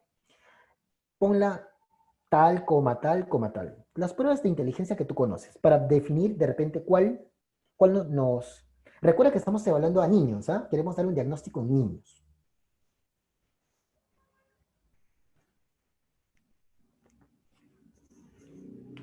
Perfecto. Bien. Ok, bien, Carmen, muy bien. Muy bien, Andrea. Genial, muy bien, Pilar. Excelente, el Tony, muy bien. Muy bien, perfecto. Chicos, a ver, ¿por qué les pregunto esto? Ya, hay que tener en cuenta qué prueba está midiendo el constructo de inteligencia, propiamente dicho. ¿Ya? Y para eso, bueno, tendríamos que hacer todo un recuento de modelos teóricos de inteligencia, que sería genial, pero no nos va a dar el tiempo. A ver, para que nosotros elijamos correctamente un instrumento de medición, tiene que cumplir dos criterios. Sí, dos. En realidad más, ¿ya? Pero vamos a perfilarnos por dos. ¿Cuáles son mis criterios de elección para, valga la redundancia, elegir una prueba? Está el criterio de marco teórico y está el criterio de evidencias psicométricas. Para poder elegir una prueba, es fundamental que esta prueba cumpla estos dos criterios. Que tenga un marco teórico actualizado y que tenga evidencias psicométricas. Y además, para este caso, que sea individual. Si yo la prueba la puedo aplicar de manera colectiva y también individual, entonces es una prueba colectiva. Una prueba colectiva no me va a servir mucho para poder utilizarla dentro de mi batería de instrumentos para poder llevar a cabo una evaluación, ¿verdad? En este caso diagnóstica. Bien, entonces sí sería importante perfilar qué tipo de instrumentos podemos utilizar. Podemos utilizar la WIS 5 por su modelo teórico. Podemos utilizar, y acá te lo pongo también, la Reynolds por su modelo teórico. Y podemos utilizar el Tony 4.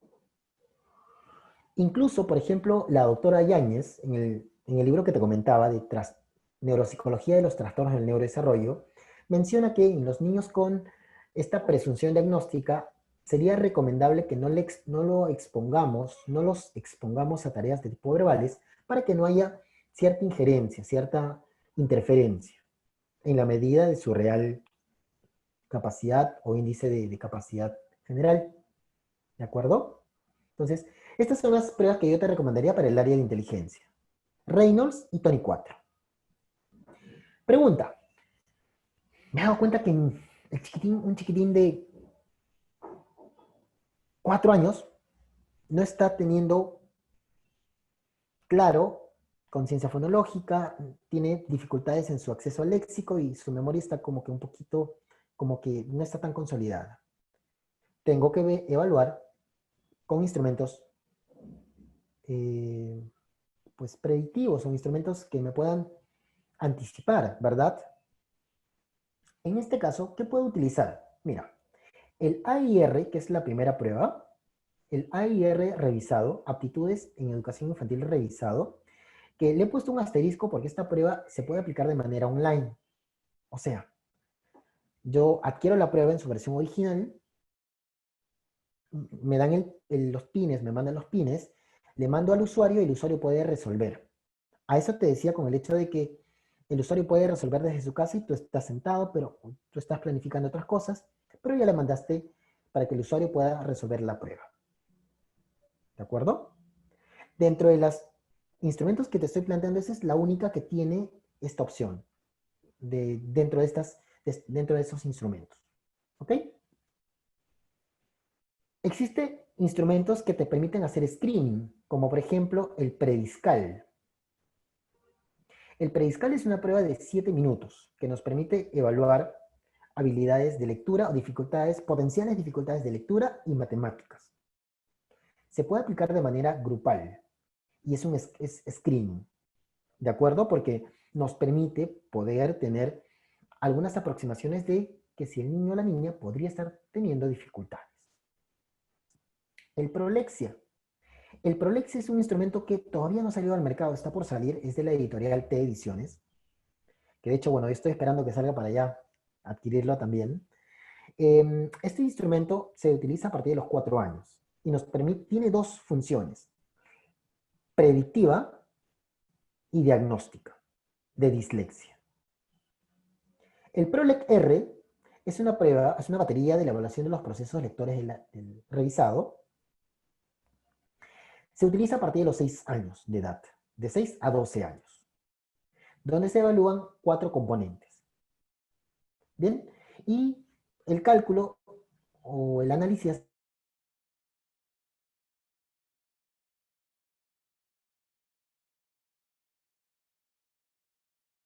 El Baneta es una batería neuropsicológica de los trastornos del desarrollo, que es de la autora Guillermina Yáñez. Es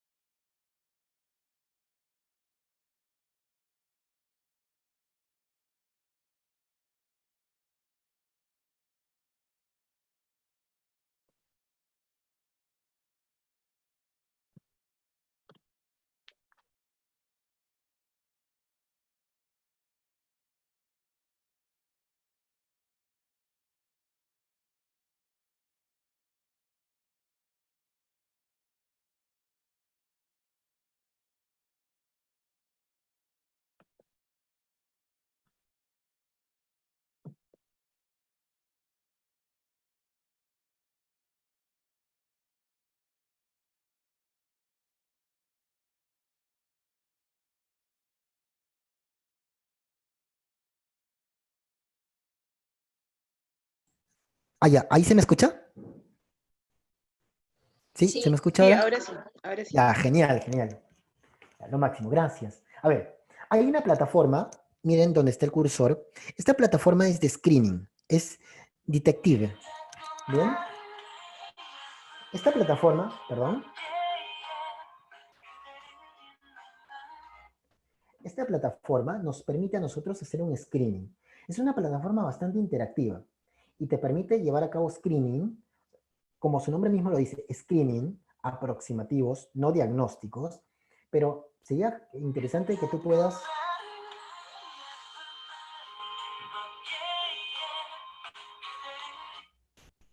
sería importante que tú lo puedas revisar con el propósito justamente de que puedas empezar a apropiarte de estrategias de tipo virtual.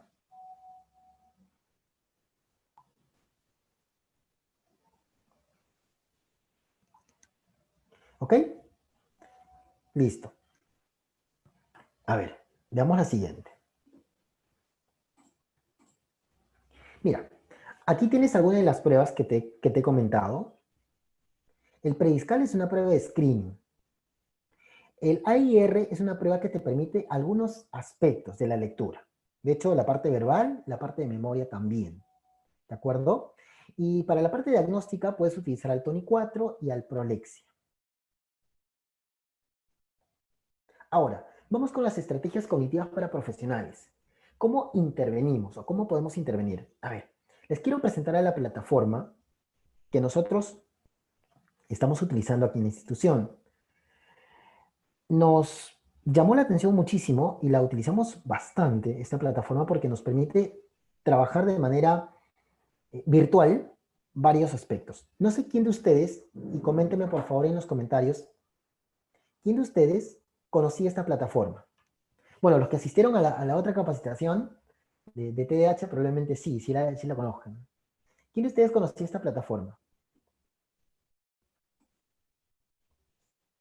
Ya. Neuron App es una plataforma de rehabilitación cognitiva que tiene una versión gratuita, ya es una versión demo de 15 días, que te permite trabajar con niños y con adultos. En esta plataforma, pues puedes tú acceder o puedes tú construir la sesión del niño.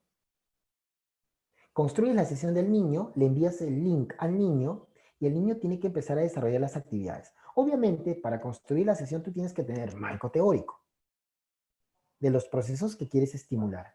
¿Qué es la ventaja? ¿Cuál es la ventaja de esta plataforma? Por ejemplo, es que mientras tú puedes estar, supongamos, trabajando otras actividades, el Neuron App te permite estar trabajando o apoyándote a ti en el proceso de sesión. Aparte, tiene un reforzador inmediato porque hay alguien que te dice cuando lo estás haciendo bien o no.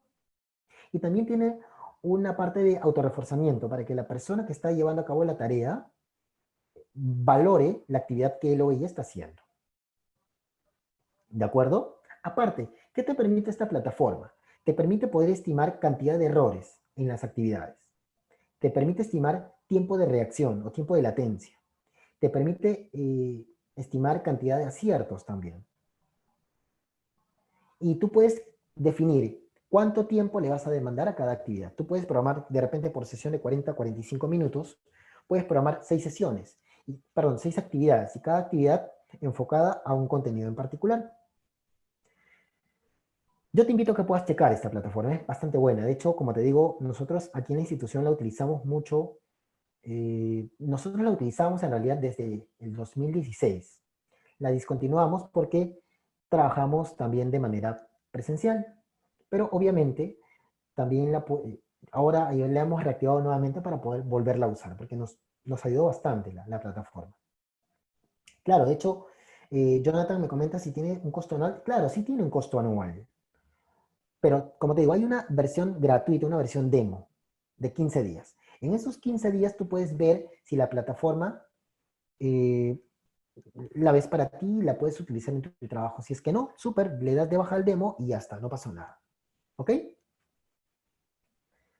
Otra plataforma, Cognifit. No sé quién de ustedes, coméntenmelo por favor en el chat, quién de ustedes conocía la plataforma Cognifit.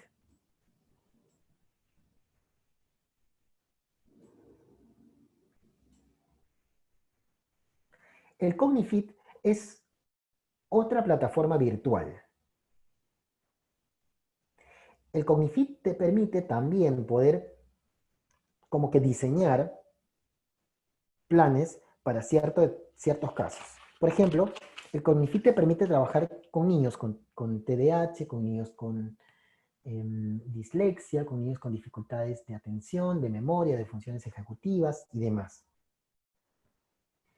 Es una plataforma que, a diferencia, por ejemplo, del Neuron App, el Neuron App tú pagas una membresía, creo que mensual está, me parece que 120.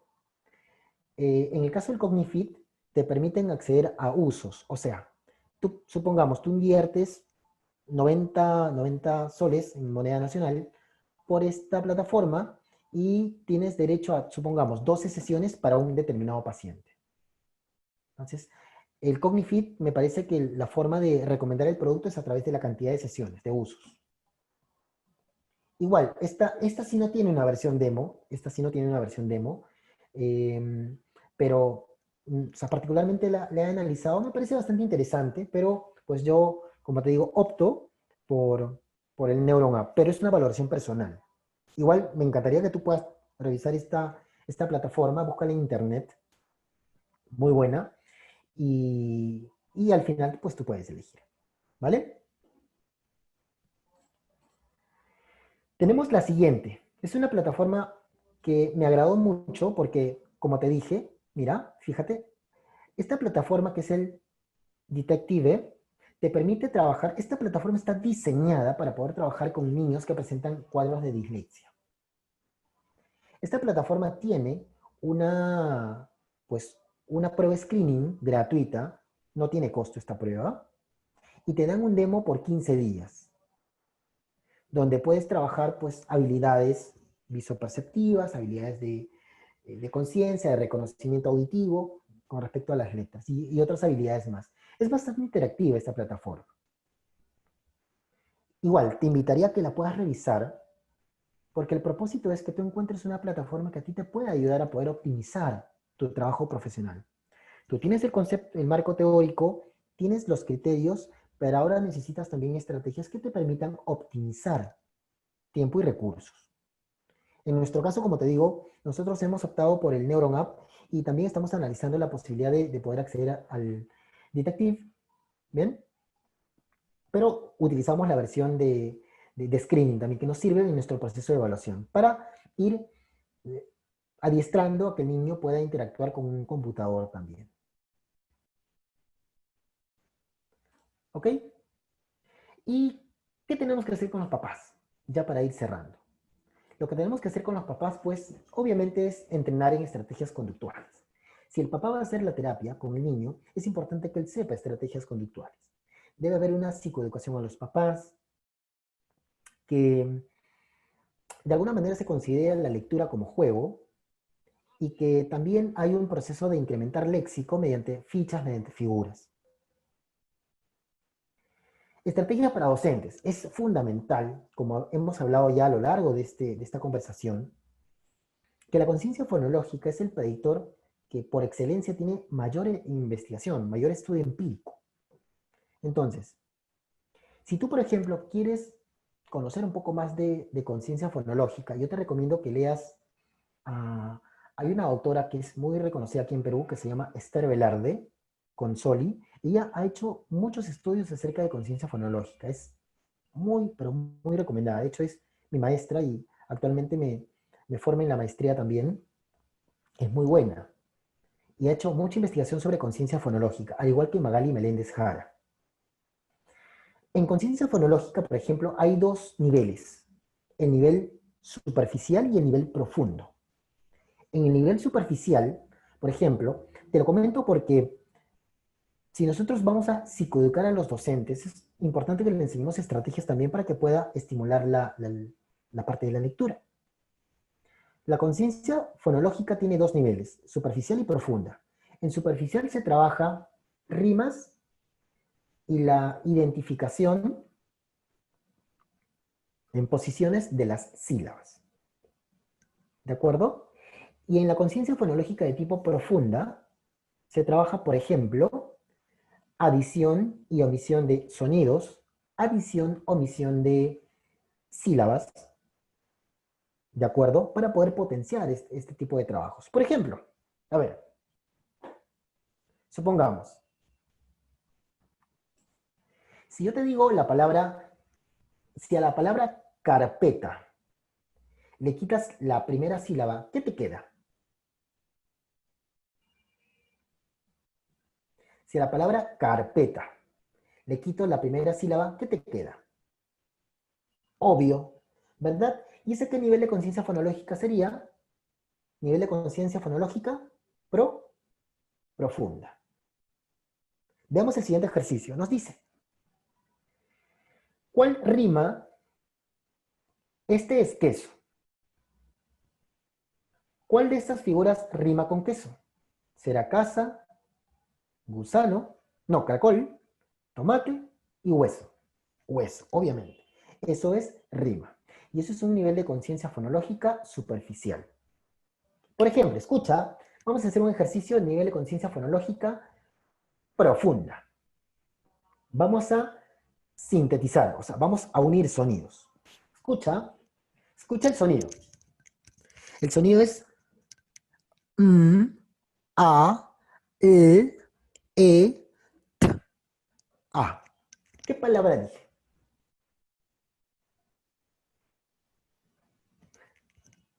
Muy bien, genial. Tienen, uy, es lo máximo. Ustedes tienen un nivel de conciencia fonológica profundo bastante potenciado. ¿Ok? Entonces, ahora yo te reto. Yo sé que no lo puedes hacer porque si prendes micrófono, la red se satura y nos salimos todos. Yo te voy a decir la palabra. Mm, plumero. Plumero, por favor, sepáralo por sonidos. Tú desde tu casita en este momento. Plumero. Sepáralo por sonidos. ¿Cómo sería? U, M, E, R, O, ¿verdad? Claro, pero tienes que separarlo verbalmente. Eso es entrenar, obviamente es una partecita, pero es entrenar conciencia fonológica a nivel profundo. En análisis, perdón, análisis fonémico. ¿Ok? Súper. Eso es importante que el docente y nosotros como terapeutas sepamos. Obviamente, recordando el marco teórico, le puedo sugerir al docente también que trabaje velocidad de acceso al léxico, que presente figuras y que trabaje denominación. También, ¿verdad? Y que trabaje memoria verbal sobre todo. Y por cierto, Reynolds tiene una tarea donde se evalúa memoria verbal. Ahí tienes un indicador también. La escala Reynolds, que es de inteligencia. Obviamente también se psicoeduca al docente para que pueda reforzar los pequeños avances de los chicos. Es fundamental porque si el niño tiene dislexia fonológica, por ejemplo, o dislexia superficial, entonces va a tener dificultades. Lo que tenemos que hacer nosotros es psicoeducar al docente para que entienda cuál es la situación actual y por qué está teniendo esa dificultad. ¿De acuerdo? Súper. Bien, hasta aquí, mira, suena mi alarma, hasta aquí la transmisión, conferencia del día de hoy. Bueno, ha estado súper bueno, espero que haya sido también de tu agrado. Y bueno, estoy atento a las preguntas que ustedes me quieran hacer o quieran comentar también. ¿Vale?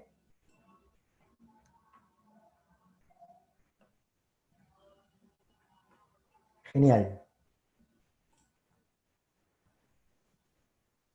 Excelente. Súper. No sé si hay alguna pregunta, algo que no haya quedado claro, algo que de repente eh, se quisiera que se ahonde. Sería buenísimo. Yo encantado de poder hacerlo.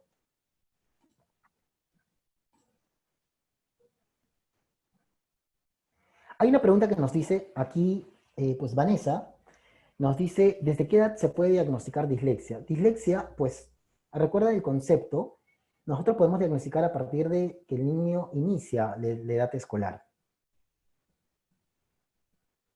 Bien, y es importante que nosotros identifiquemos predictores también.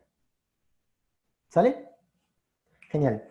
No sé si tienen alguna pregunta. Hay una pregunta que me dicen y se las quiero comentar también. De hecho, a mí me gustaría saber, porque a mí siempre me gusta compartir, ¿vale? Entonces, no sé si ustedes quisieran que yo les comparta las diapositivas, por ejemplo. Ya, genial.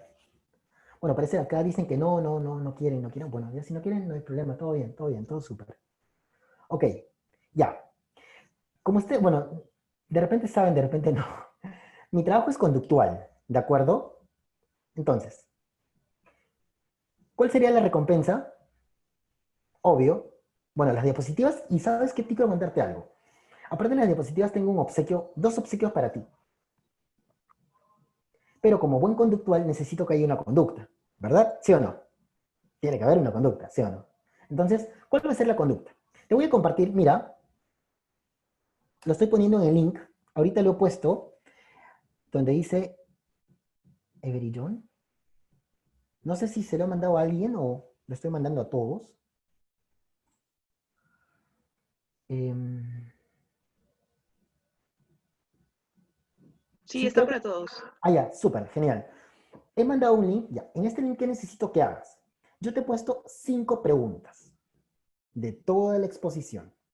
Como yo te dije al inicio, la idea es que tú le saques el máximo provecho a tu tiempo. Tú has invertido 2 horas de tu tiempo, más de 2 horas incluso.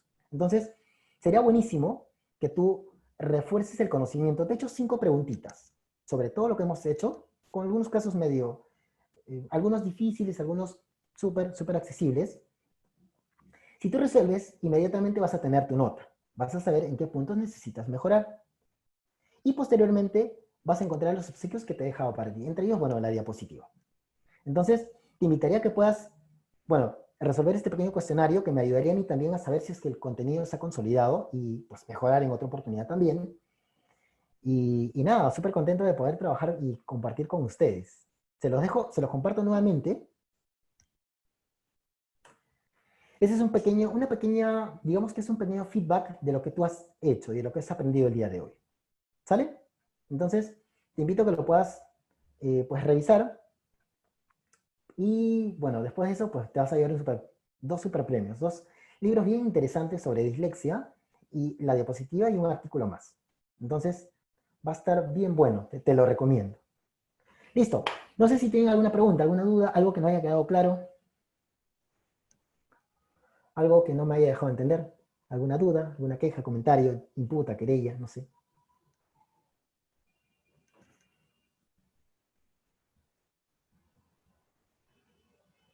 todo bien por ahí? ¿Sí? Listo. Entonces, creo que si no hay preguntas, ¿sí? Si no hay preguntas. Ah, bueno, nada, bueno, si quieren seguir un poquito en redes sociales, me encantaría primero que nada, agradezco al Colegio de Psicólogos, les cuento que se viene un evento bien interesante que se está programando para agosto. Los invito a que puedan estar ahí. También, de hecho, bueno, me han invitado y yo contento de poder estar ahí también. Y bueno, si quieren seguir en mis redes sociales, pues me pueden buscar como el psicólogo dice en red social. Y nada, ahí hay siempre contenido también para compartir, ¿vale? Eso y bueno, encantado de poder conversar nuevamente con ustedes. No sé si tienen alguna pregunta. Si no, como diría Porky, eso es todo, amigos. Dale. Sí, creo que no hay preguntas. Nada, sí, un gusto el día de hoy y pues ya nos estamos viendo en una siguiente oportunidad. Bien, doctor, muchísimas gracias por la ponencia del día de hoy. Estamos en contacto. Un abrazo. Dale, chicos, cuídense. Chao, chao.